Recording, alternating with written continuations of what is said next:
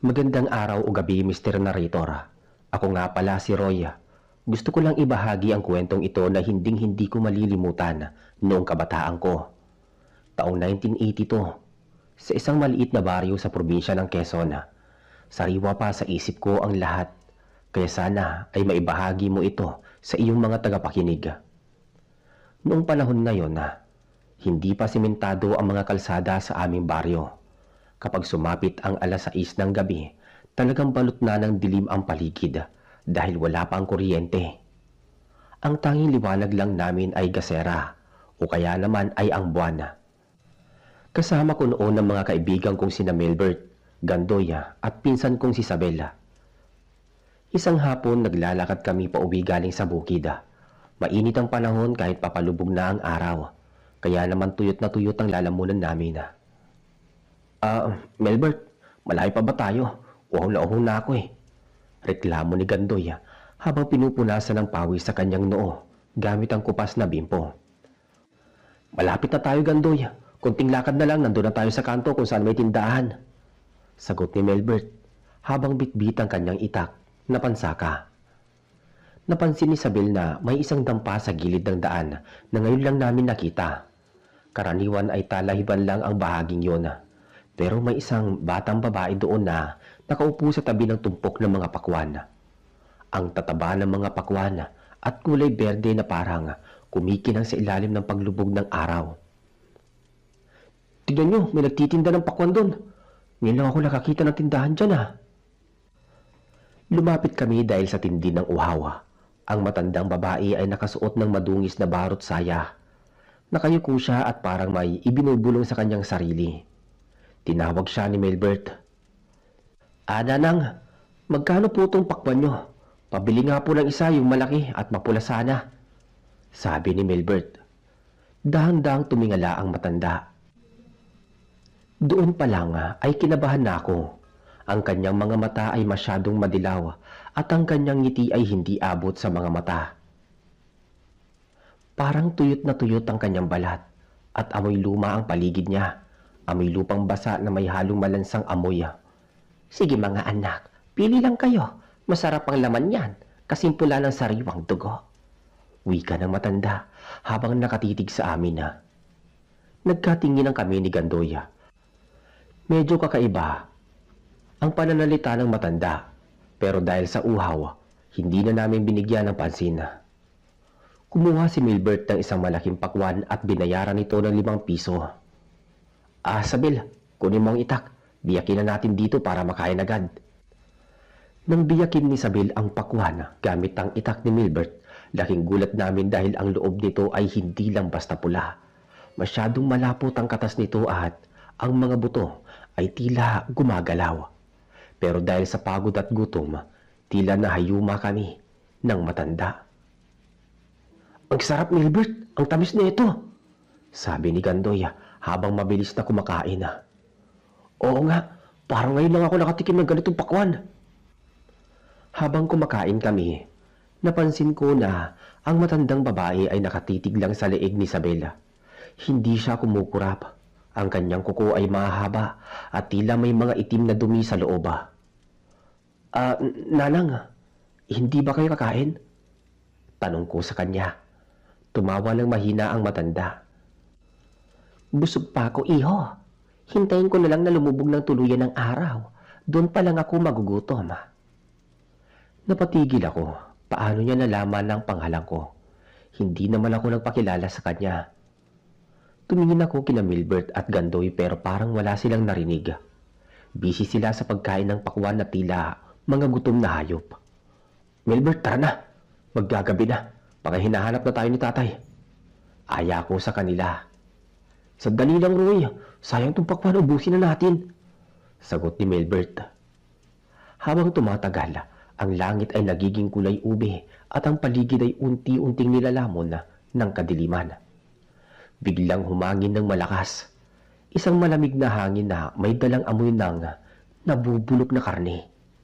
Doon ko napansin na ang matandang babae ay unti-unting tumayo. Ang kanyang likod ay kuba, pero habang tumatayo siya, tila humahaba ang kanyang mga braso. Isabel, bitawan mo na yan. Alis na tayo dito. Ano? Bakit, Roy? Ang sarap kaya na ito. Sagot ni Isabela, pero nang tumingin siya sa akin, nagulat ako. Gilid ng labi ni Isabel ay puno ng malapot at pulang likido na hindi mukhang katas ng pakwan. Mukha itong sariwang dugo. Tumingin ako sa tumpok ng pakwan sa likod ng matanda. Hindi ko alam kung guni-guni ko lang, pero ang mga pakwan na nandoon ay tila nagbabago ng anyo. Sa madilim na sulok ng dampa, ang mga bilog na prutas ay parang mga ulo ng tao na binalatan at pininturahan ng berde. Alis na po kami, Nanang. Sige po. Paalam ni Milbert habang mautal-utal. Sige, lumakad na kayo. Pero tandaan nyo, ang kinain nyo ay galing sa aking taniman at ang bawat buto niyan ay mananatili sa loob ninyo. Sabi ng matanda. Nagsimula na kaming maglakad palayo. Habang lumalayo kami, lumingon ako sa dampa. Wala na ang matanda, wala na rin ang dampa. Ang nakita ko lang ay isang malaking puno na napapalibutan ng matatayog na talahib. Teka, Milbert, nasaan yung tindahan? Tanong ko na may halong kaba. Teka, nandun lang kanina, di ba? Baka madilim na kaya hindi natin makita. Habang naglalakad kami sa pilapil, biglang dumaing si Gandoya. Aray! Ang sakit ng tiyan ko! Parang may gumagalaw sa loob! Sigaw ni Gandoya habang napapaluhod sa lupa. Gandoy, anong nangyayari sa'yo? Biglang sumuka si Gandoya. Ang sinuka niya ay hindi mga piraso ng pakwan. Ang sinuka niya ay mga itim na uod na kasing laki ng buto ng pakwan at nagpupumigla sa mga ito sa lupa. Milbert, tulong! May lumalabas sa tiyan ko! Bulyaw ni Gandoya habang patuloy ang paglabas ng mga uod sa kanyang bibig. Dito na nagsimulang maging madugo at nakakatakot ang gabing yon. Habang nakaluhod si Gandoy sa gitna ng pilapil, hindi kami magkamayaw ni na Milbert at Sabela kung papaano siya tutulungan. Ang buwan noon ay natatakpan ng makapal na ulap, kaya ang tanging liwanag lang ay ang nanlalamig na sinag ng takip silim. Gandoy, ano ba yan? Bakit may uod? Sabi ni Milbert habang pilit na hinahawakan sa balikat ang kaibigan. Pero hindi makasagot si Gandoya. Ang kanyang mata ay nanlilisik at ang kanyang balat ay tila nagiging kulay abo. Sa bawat pag-ubo niya, mas maraming itim na uod ang lumalabas. Si Sabil naman ay nagsimula na ring mamutla at humawak sa kanyang tiyan. Roy, Milbert, parang humahapdi rin ang sikmura ko. Pabulong na sabi ni Sabela. Ang boses niya ay nanginginig sa takot. Hindi maaari ito. Kailangan natin pumunta sa kabayanan, sa bahay ni Aling Ipang na manggagamot. Wika ni Milbert habang pilit na pinapatayo si Gandoya. Binuhat namin si Gandoya. Ako sa kaliwa, si Milbert sa kanan. Si Sabil naman ay nakasunod sa amin, pero napansin ko na ang paglakad ni Sabil ay hindi na normal. Parang kinakaladkad niya ang kanyang mga paa at ang kanyang paningin ay nakapako sa likuran namin. Sabela, bilisan mo! Huwag kang lilingon! Sigaw ko kay Sabela. Ruya, may sumusunod sa atin, maririnig ko ang kalaskas ng mga daon sa talahiban. Sagot ni Sabela. Huminto kami sandali at pinakinggan ang paligid. Doon ko narinig isang tunog na parang may malaking hayop na gumagapang sa damuhan. Shh! Okay, maingay. Hindi ito tunog ng aso o baboy ramo. Mas mabigat ito at may kasamang huni na parang ibon pero gargal. Teka, aswang yan? Bulong ni Gandoya habang pilit na dinidilat ang kanyang mga mata. Yung matanda at yung pakwan. Huwag ka na magsalita, Gandoya. Malapit na tayo. Sabi ni Milbert, kahit alam naming malayo pa ang dulo ng pilapil. Biglang may lumipad na malaking anino sa ibabaw namin.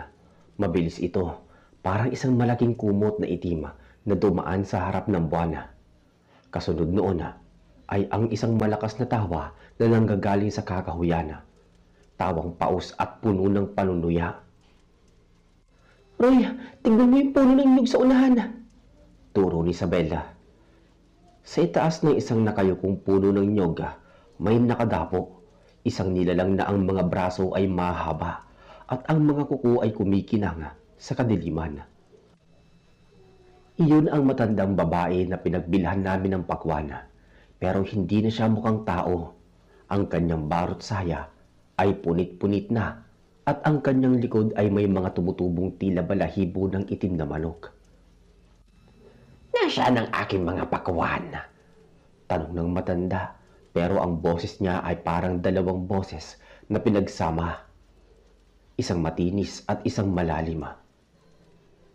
Nasa loob ba ng iyong mga tiyan? Nanang, wala kaming ginagawang masama sa inyo. Binayaran namin ang pakwan ninyo. Sabi ni Milbert habang mahigpit na hawak ang kanyang itak. Binayaran?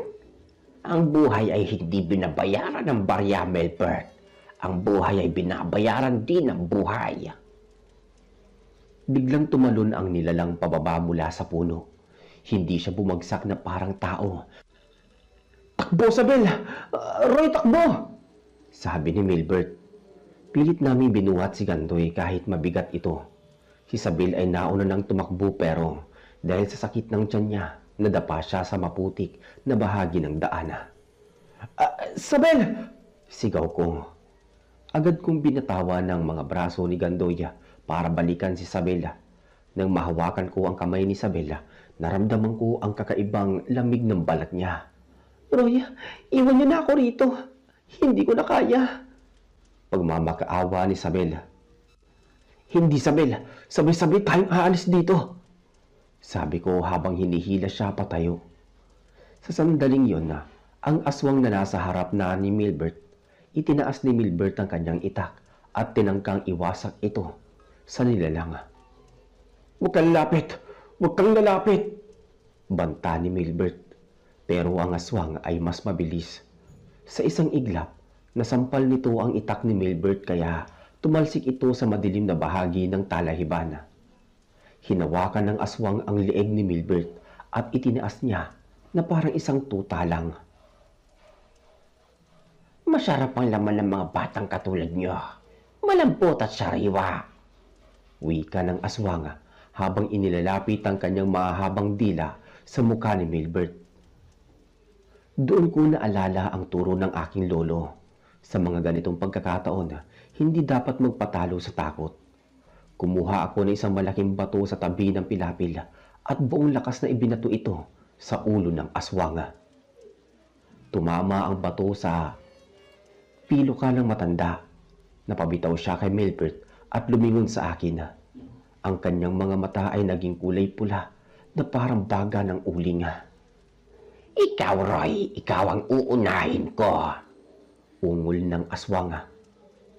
Habang papalapit ang aswang sa akin, biglang may narinig kaming kalansing ng batingaw mula sa malayo. Ang kampana ng simbahan sa kabilang baryo ay tumutunog na para sa orasyon. Napatigil ang aswang, tila nasasaktan siya sa tunog ng kampana. Tinakpan niya ang kanyang mga tenga at umalulong na parang asong nabulag. Hindi pa tayo tapos. Ang mga buto ng pakwan ay tutubo sa loob ninyo. Sabi ng matanda bago siya mabilis na tumalon pabalik sa kadiliman ng kakahuyan. Nakahinga kami ng maluwag pero alam kong hindi pa tapos ang lahat. Si Gandoy ay wala lang malay at ang kanyang tiyan ay tila lalong lumalaki. Parang may kung anong bagay na gustong kumawala mula sa loob. Milbert, nahanap mo ba ang itak mo? Tanong ko. Hindi, Roy eh. Hayaan na natin ang itak. Kailangan natin madala si Gandoy kay Aling Ipang bago tuluyang bumuka ang tiyan niya. Binuhat namin uli si Gandoy. Pero habang naglalakad kami, napansin ko ang isang bagay kay Isabela. Hindi na siya dumadaing. Tahimik na lang siyang sumusunod sa amin. Pero ang kanyang mga mata ay hindi na kumukurap. At sa tuwing dadaan kami sa ilalim ng liwanag ng buwan, wala akong makitang anino ni Isabel sa lupa. Isabel, ayos ka lang ba? Tanong ko. Tumingin siya sa akin at ngumiti. Isang ngiti nga napakalapad. katulad ng ngiti ng tendera ng pakwan. Ayos lang ako, Roy. Masarap talaga ang pakwan.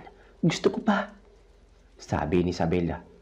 Dito na mas lalong bumigat ang pakiramdam ko.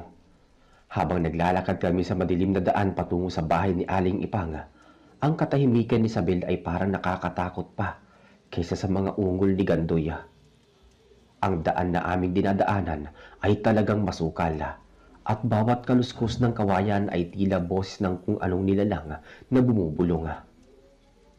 Narating namin ng dampa ni Aling Ipang sa dulo ng baryo. Amoy nipa at tuyong damo ang paligid, pero mas nangibabaw ang amoy ng kamangyan. Aling Ipang! Aling Ipang, tulong po! Sigaw ni Milbert habang kinakalampag ang pintuan na gawa sa kawayan. Bumukas ang pinto at lumabas ang isang matandang babae na may hawak na gasera. Masama ang tingin niya sa amin, pero nang makita niya si Gandoy na nakalaylay ang ulo at ang lumalaking tiyan nito, nanlaki ang kanyang mga mata. Pumasok kayo, bilis! Utos ni Aling Ipang.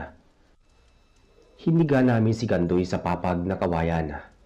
Doon ko lang nakita ng malinaw sa ilalim ng liwanag ng gasera ang kalagayan ni Gandoy.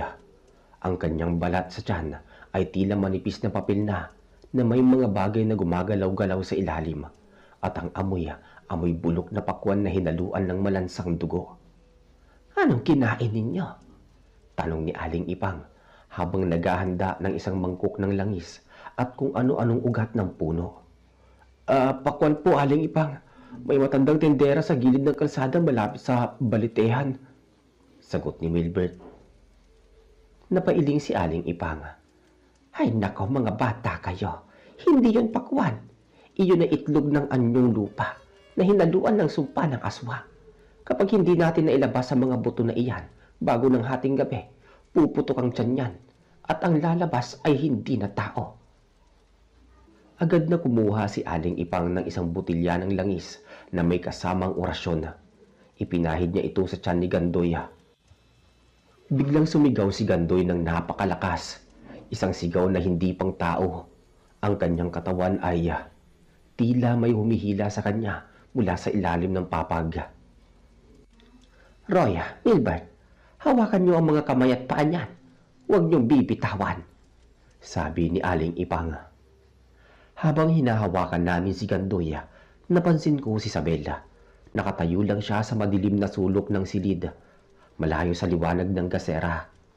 Nakatitig lang siya kay Gandoy at ang kanyang mga mata parang wala ng itim. Puro puti na lang ang nakikita ko. Sabel, tulungan mo kami rito, sabi ni Milbert. Pero hindi gumalaw si Isabela. Ngumiti lang siya uli, yung nakakanginig balat ng ngiti. Hayaan niyo siyang lumabas, Milbert. Masarap ang bunga. Kailangang anihin. Hindi na pinansin ni Aling Ipang si Isabela. Nagpatuloy siya sa pag-usal ng mga salitang hindi pa maintindihan. Maya-maya, biglang sinuka ni Gandoy ang isang buong buto ng pakwana. Pero ang buto ay may mga paa na parang gagamba. Gumapang ito ng mabilis sa may sahig pero agad itong tinapakan ni Aling Ipang at dinurog ng kanyang tungkod. Sabel, kumuha ka ng tubig. Humarap sa akin si Isabela. Ayoko. Uhaw na ako. Pero hindi tubig ang gusto ko, sabi ni Isabela. Biglang lumapit si Aling Ipang kay Isabel at itinapatang gasera sa mukha nito. Napaurong si Isabela at nagtakip ng muka. Doon namin nakita ang mga kuko ni Isabela ay nagsimula na ring humaba at ang kanyang balat ay tila nagkaroon ng mga itim na batik. Ang batang ito, nakakain ng sumpa. Wilbert, Roy, itali niyo si Isabel ngayon din. Pero Aling Ipang, pinsan ko po siya. Hindi na yan ang pinsan mo, Roy. Ang pakwan na kinain niya ay may lamang dugo ng puno ng gabay. Kinakain na nito ang kanyang kaluluwa para maging bagong alagad ng aswang sa balitehan. Sigaw ng matanda. Doon na nagwala si Isabela. Sa isang iglap, tumalon siya sa may dingding na kawayan at gumapang. Ang kanyang leeg ay tumutunog habang umiikot ang kanyang ulo ng 360 grato. Sabela, bumaba ka dyan!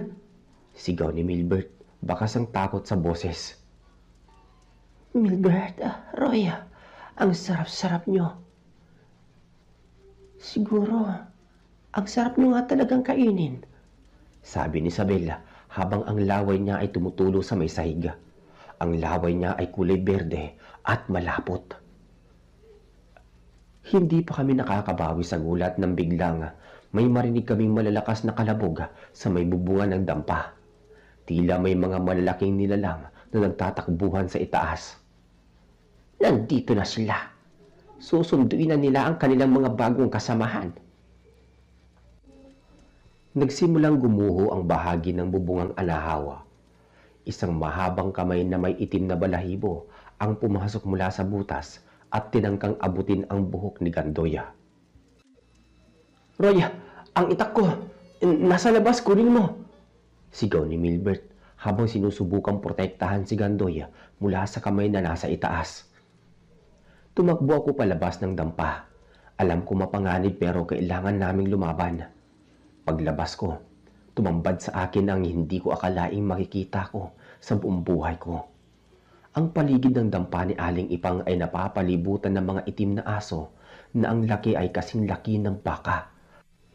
Ibigay niyo sa akin ang mga bata, Aling Ipang. Ang mga buto ay naitanim na. Akin na sila. Sabi ng aswang. Nakita ko ang itak ni Milbert na nakabaon sa putikan, hindi kalayuan sa akin. Sinubukan kong abutin ito pero isang malaking itim na aso ang humarang sa akin. Umungol ito at ipinakita ang kanyang matutulis na ngipin na puno ng sariwang laman. Huwag kang lalapit, hayop ka! Sabi ko rito kahit nanginginig ang buong katawan. Sa loob ng dampa, narinig ko ang sigaw ni Milbert at ang pagbasag ng mga gamit. Mukhang nakababa na si Isabel mula sa kisame at inatake na sila. Roy, tulungan mo kami! Boses iyon ni Milbert. Wala na akong ibang naisip. Sinunggaban ko ang itak sa putikana. Sa puntong iyon, parang uminit ang buong katawan ko.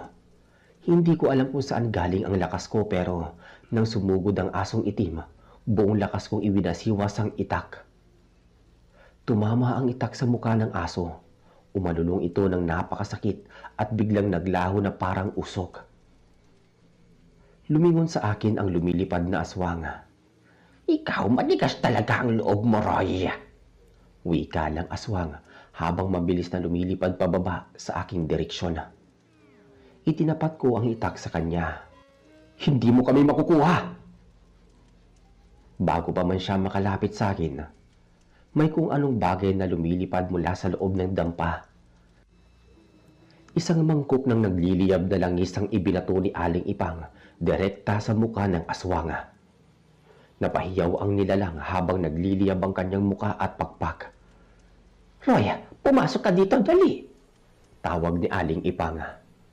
Pagpasok ko, nakita ko si Isabel na nakatali sa isang poste gamit ang lubid na binabad sa bawang at suka. Nagpupumiglas siya at ang kanyang boses ay hindi na katulad ng dati. Ito ay boses ng maraming tao na sabay-sabay na nagsasalita. Si Milbert naman ay duguan ang braso. Mukhang nakalmot ni Isabela. Kailangan natin tapusin ang ritual para kay Gandoy at Isabel, Roy. Pero kailangan ko ng tulong mo. Sabi ni Aling Ipang, habang pawis na pawis. Hawakan mo itong krus at itapat mo sa noon ni Isabel. Ano man ang mangyari, huwag kang bibitiw kahit anong sabihin niya. Huwag kang makikinig. Lumapit ako kay Isabela. Ang pinsan ko na dati ay masayahin at kasama ko sa laro, ngayon ay mukhang halimaw na. Tumingin siya sa akin at biglang nagbago ang boses niya. Naging boses ito ng nanay ko. Roy anak, nasasaktan ako. Pakawalan mo ko, Roy. Pagmamakaawa ni Isabel gamit ang boses ni nanay. Nangatal lang kamay ko. Halos mabitawan ko ang krus. Roy, huwag ka makikinig. Panlilinlan lang yan. Sabi ni Milbert. Itinapat ko ang krus sa noo ni Isabel. Pagdampi ng krus, tila napaso ang balat niya. Umusok ito at nagsimulang lumabas ang mga itim na uod sa kanyang mga mata at tenga. Sumisigaw siya ng mga sumpa na hindi ko nais isulat dito. Samantala si Gandoy ay nagsimula na rin sumuka ng mga buto ng pakwan na may mga dugo. Marami, parang isang buong balde ng buto ang nilabas ng kanyang katawan. Kunti na lang, hiyaw ni Aling Ipang habang binubuhos ang huling patak ng benditadong alak sa tiyan ni Gandoy. Pero ang aswang sa labas ay hindi pa sumusuko. Narinig namin ang paglagaslas ng dampa. Sinisira na nila ang pundasyon ng bahay. Ang buong dampa ay nayayanig na parang may lindola. Roy, tulong! Hinihila nila ako sa ilalim! Sigaw ni Milbert habang pilit na kumakapit sa papag. Doon ko naramdaman ang tunay na takot. Iyong takot na nanunuot hanggang buto. Ang dampa ni Aling Ipang ay tila guguho na sa lakas ng pagyanig at ang kaibigan kong si Milbert ay dahan-dahang nilalamon ng kadiliman sa ilalim ng sahig na kawayan. Roy, tulungan mo ko! Ang daming kamay! Bulyaw ni Milbert habang ang kanyang mga kuko ay pilit na kumakapit sa bitak na kawayan. Binitawan ko muna ang krus na nakatapat kay Isabela at mabilis na sinunggaban ang mga kamay ni Milbert. Nang hawakan ko siya, naramdaman ko ang lamig ng mga kamay na humihila sa kanya mula sa ilalim. Hindi iyon kamay ng tao. Magaspang ang balat nito. May matatalim na kuko na bumaon sa binti ni Milbert. Aling Ipang ang sahig! Sigaw ko habang buong lakas na hinihila si Milbert paitaas.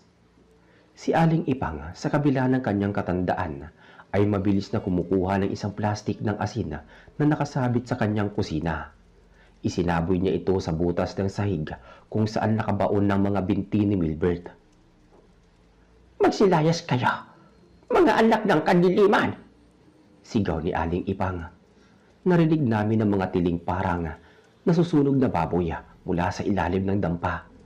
Agad na lumuwag ang pagkakahawak sa binti ni Milbert kaya mabilis ko siyang hinila pataas. Pag-ahon niya, nakita naming tadtad ng kalmot ang kanyang mga binti at ang dugo niya ay kulay itim. Pero hindi pa kami nakakahinga ng maluwag dahil si Isabel naman ang nagwala. Nang mabitawan ko ang krus sa kanyang noo, nagkaroon siya ng lakas na maputol ang mga lubid na nakatali sa kanya. Isabel, huwag! Sigaw ni Milbert. Tumalon si Isabel patungo sa direksyon ni Gandoy na wala pa ring malaya. Ang kanyang mga kamay ay tila naging mga kuko ng lawin. Gusto niyang saktan si Gandoy para pigilan ang paglabas ng mga huling buto ng pakwan. Huwag mong lalapitan si Gandoy! Hinarang ko ang sarili ko kay Isabela. Tinulak ako ni Isabel ng napakalakas. Tumalsik ako sa sulog ng dampa at tumama ang likod ko sa isang banga ng tubig. Sa lakas ng impact, halos mawalan ako ng hangin sa baga. Maya-maya pa, nakita ko si Isabel na nakapatong na kay Gandoy.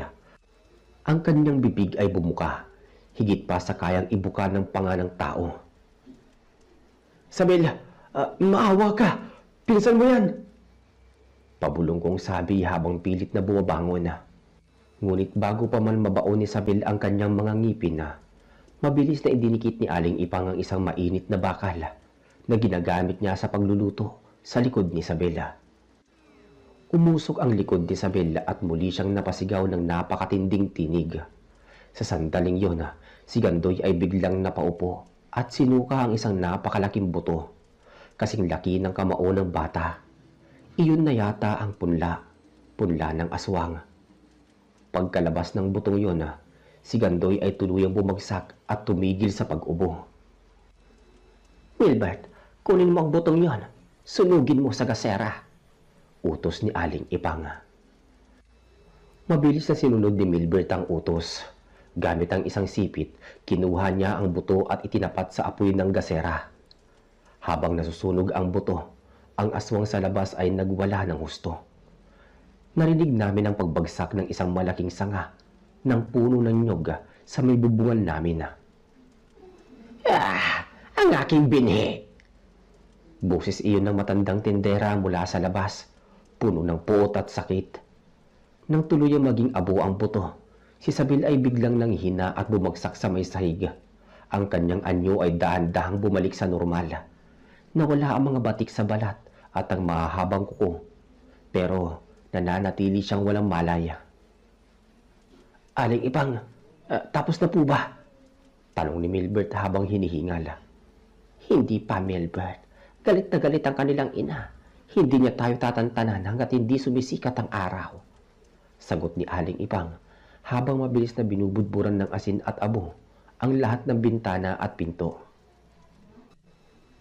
Sumilip ako sa siwang ng kawayang dingding. Ang paligid ay balot pa rin ng kadiliman, pero nakikita ko ang mga anino na naglalakad sa paligid ng dampa. Ang matandang tindera ay nakalutang pa rin sa ere. Ang kanyang bituka ay nakalaylay na at dahan-dahang umiikot sa paligid ng dampa, parang isang tali na gustong sumakal sa amin. Roy, Milbert, kumuha kayo ng mga itak. Lagyan nyo ng bawang at luya ang mga talim. Kailangan natin lumabas bago mag-alas 3 ng madaling araw. Kailangan nating makarating sa krus na bato sa gitna ng plaza. Doon lang tayo magiging ligtas. Pero paano sila Gandoy at Sabel? Hindi pa sila makalakad, sabi ni Milbert. Pagtutulungan nating buhatin sila. Roy, ikaw ang humawak sa harap. Milbert, ikaw sa likod. Ako ang magsasabi ng proteksyon sa daan. Wika ni Aling Ipang. Inihanda namin ang aming mga sarili. Binuhat namin ang dalawang walang malay. Si Sabel ay pasan ko, habang si Gandoy naman ay kay Milbert. Mabigat sila.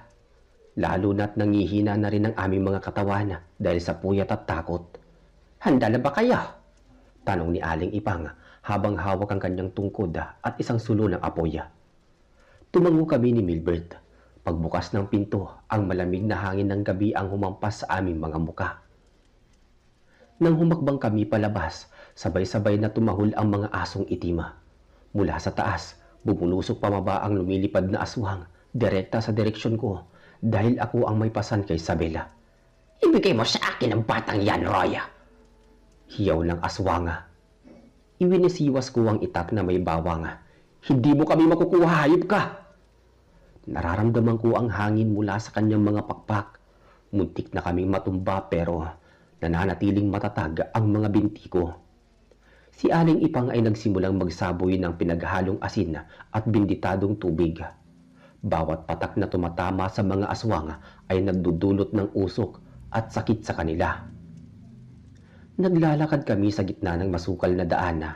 Pilit na iniiwasan ng mga ugat ng puno na parang gustong pumatid sa amin. Sa likuran namin, narinig ko ang mabilis na pagkapang ng kung anong nilalang. Milbert, huwag kang lilingon, diretso lang. Roy, may humahawak sa paa ko. Bulyaw ni Milbert. Isang kamay na galing sa ilalim ng lupa ang humawak sa bukong-bukong ni Milbert. Dahil sa bigat ni Gandoy, nawalan ng balansi si Milbert at natumba silang dalawa. Agad na lumapit ang mga asong itim kay Milbert. Akala ko ay katapusan na namin pero bago pa man makakagat ang aso, isang matinis na tunog ang narinig namin mula sa kakahuyan. Isang matandang lalaki ang lumitaw mula sa mga puno. Nakasuot siya ng salakot at may hawak na isang mahabang latigo na gawa sa buntot ng pagi. Magsilayas kayo! Hindi kayo kabilang sa mundo ito! Sigaw ng matanda, sabay hagupit ng latigo sa hangin. Bawat hagupit ng buntot ng pagi ay naglalabas ng parang kislap ng kuryente. Ang mga asong itim ay nagsitakbuhan at ang lumilipad na aswang ay napilitang tumakas. Lolo Jose, ikaw nga ba yan? Tawag ni Aling Ipang. Mukhang magkakilala sila. Bilisan ninyo, dalhin niyo sila sa krus na bato. Malapit na ang mga kasama nila mula sa kabilang bundok.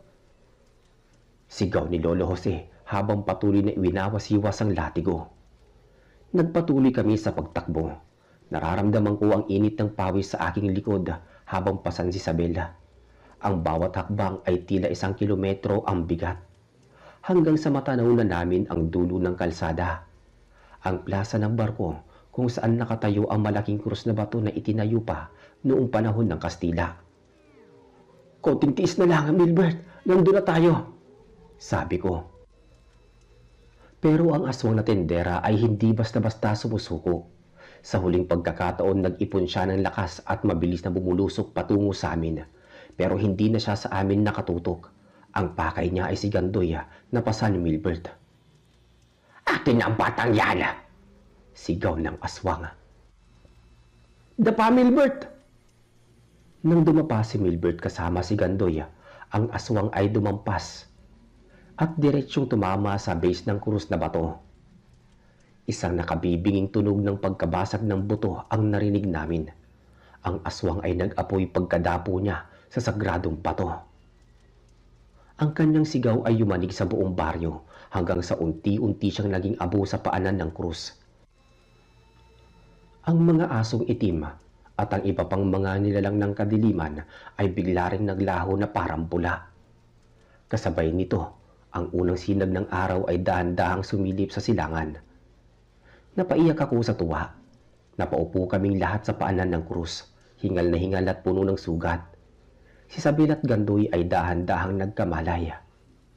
"Roy, Milbert, nasaan tayo?" tanong ni Isabel. "Ligtas na tayo, Isabel. Ligtas na tayo," sagot ko habang nakatingin sa papalabas na araw. Tumingin ako kay Aling Ipang. Siya ay tahimik na nagdarasal habang nakahawak sa krus. Si Lolo Jose naman ay wala na sa paligid. Tila naglaho din kasabay ng kadiliman. Umuwi kami sa aming mga pamilya na parang galing sa isang digmaan. Hindi namin sinabi ang buong katotohanan sa mga magulang namin dahil alam naming hindi sila maniniwala. Sinabi na lang namin na naligaw kami sa gubat at inatake ng mga mababangis na hayop. Pero hindi doon natatapos ang lahat. Lumipas ang ilang linggo. Akala namin ay maayos na ang lahat. Si Isabel at Gandoy ay nakabalik na sa normal na buhay. Ngunit isang hapon, habang naglalakad ako malapit sa aming likod bahay, may nakita akong hindi ko inaasahan. Sa tapat ng bintana ng silid ni Isabel, may tumutubong baging. Isang baging na may dahon na katulad ng sapakwan. At sa gitna ng mga dahon, may isang maliit na bunga na nagsisimulang lumaki. Kinabahan ako kaya lumapit ako para bunutin ito pero nang hawakan ko ang baging, naramdaman ko ang pagtibok nito. Isang pagtibok na parang puso ng tao. At nang tignan ko ang bunga ng malapitan, nakita ko ang balat nito. Hindi ito berde. Ang balat ng pakwan ay may batik-batik na kamukha ng balat ni Isabel noong gabing iyon.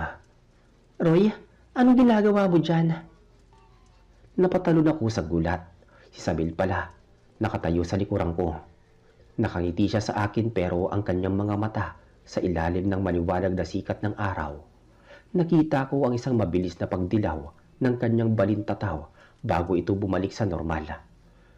Wala, Isabel. May nakita lang akong ligaw na halaman," sabi ko habang mabilis na lumakad palayo. Simula noon hindi na ako kumain ng pakwan. At tuwing gabi, naririnig ko pa rin ang lagaslas ng mga dahon sa labas ng bintana ko. Tila naghihintay na muling